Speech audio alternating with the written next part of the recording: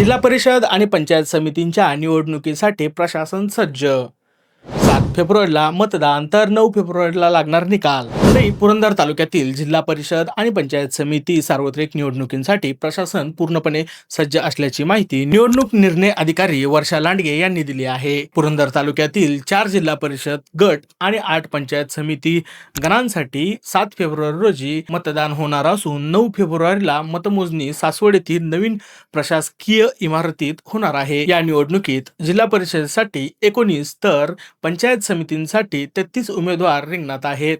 तब्बल 1,94,000हून अधिक मतदार आपला मतदानाचा हक्क बजावणार आहेत. या निवडणूक प्रक्रियेसाठी 238 अधिकारी व कर्मचारी नियुक्त करण्यात आले असून तालुक्यात एकूण 235 मतदान केंद्र उभारण्यात आली आहेत.